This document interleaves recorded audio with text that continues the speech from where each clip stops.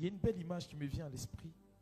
C'est l'image d'un de nos grands frères dans la foi qui donnait ce témoignage un jour.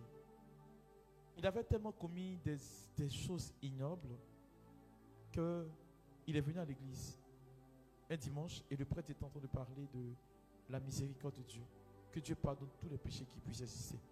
Et lui, il faisait ce raisonnement en lui-même, que c'est vrai que Dieu pardonne tous les péchés, mais ce que lui il a fait là, lui ne croit pas que Dieu puisse pardonner. Et il est allé se coucher l'après-midi et puis il dormait. Faisant la sieste, il se retrouve dans la forêt. Et quand il arrive dans la forêt, il cherche son chemin. Cherchant son chemin, il est tombé dans un sable mouvant. Pendant qu'il était en train d'essayer d'attraper les lianes, toutes les lianes qu'il attrapait tombaient. Il a commencé à crier, Seigneur, sauve-moi. Seigneur, sauve-moi. Pendant qu'il criait, il s'enfonçait. Et il a compris que dans la qualité du Seigneur, il y a Seigneur et puis il y a Seigneur. Et puis il a crié un coup. Seigneur Jésus, sauve-moi. Le sable était arrivé au niveau de son cou.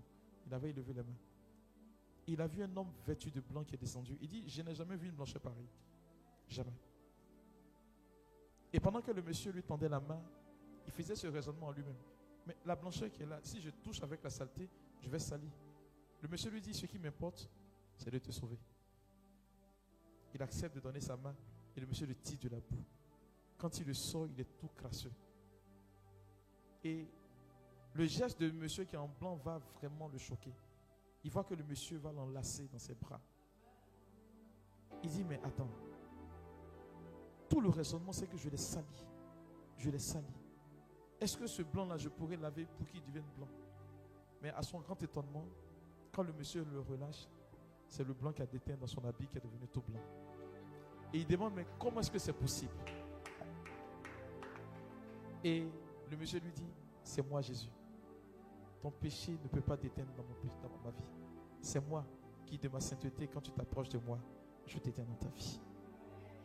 Frères et sœurs, ce que je suis en train de vous faire comprendre, c'est que Jésus est Seigneur. Il ne peut pas t'imposer de croire en lui. Il se propose à toi. C'est pourquoi dans tout ce débat-là, si tu l'acceptes, tant mieux. Il sera Seigneur de ta vie.